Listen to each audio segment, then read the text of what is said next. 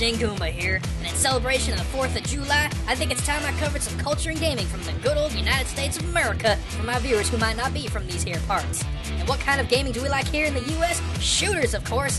From past entries like Doom, Quake, and Wolfenstein, to modern household names like Call of Duty and Battlefield, American gaming has continued the tradition of drilling your enemies full of holes and explosions until there ain't nothing left but a fine red mist. But why? No, seriously, why is it that we Americans love shooters so much? Heck, why do we Americans love guns in general so much? Is it a superiority complex? Is it a sign of governmental distrust? Actually, it's none of what even some people in the States may think. To be completely honest, guns in the US go so hand in glove, I'm actually a little surprised there's so much misunderstanding and controversy when it comes to America's love for FPS games. While this might seem a little old hat for my US viewers, for those of you non-Americans watching, guns were well implemented in every American family before America was even a country. No joke. See, back in the late 1700s, when the US was nothing more than a British colony, there was no standing military for the state. Instead, every able-bodied man from the age of 16 to 60 had to serve part-time in the state militia. This means that if there was a male in the home, there was a gun in the home.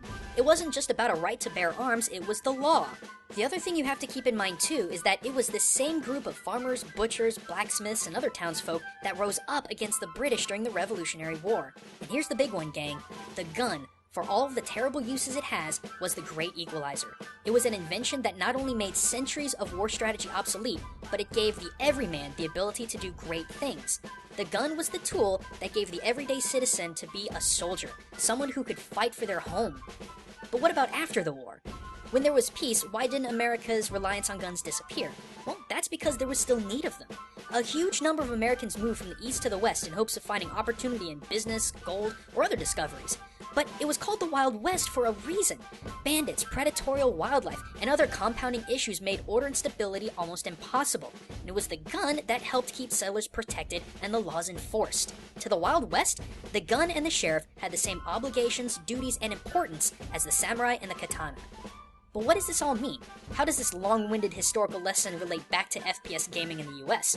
Well, to put it simply, the spirit never left us. Look at every FPS game that has been popular since the conception of the genre. Nearly all of them involve a single generic character saving the world, if not the universe, by gunning down all opposition in their way.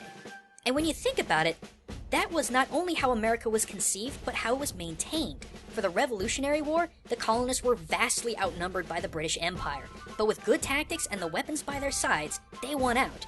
In the Wild West, settlers faced dangers of wildlife and outlaws, but through determination, work, and their guns, they were able to make the West one of the most populated areas in the US to this date. So, in the end, I don't think it's about violence or the reveling of violence that makes America love shooters. It's the idea of one person or a small group of people overcoming huge odds, with the gun giving them the equalization power to do it. So, the next time you look at an FPS game and think, wow, that's violent entertainment, remember that it's not the act of violence that makes it fun. It's overcoming the odds with a tool in your hands to win the day. It's our heritage as Americans. But thanks for watching, everyone. If you're curious about my thoughts on another debated gaming topic, click here to check out my stance on M-rated games and the great inequality that rests within them.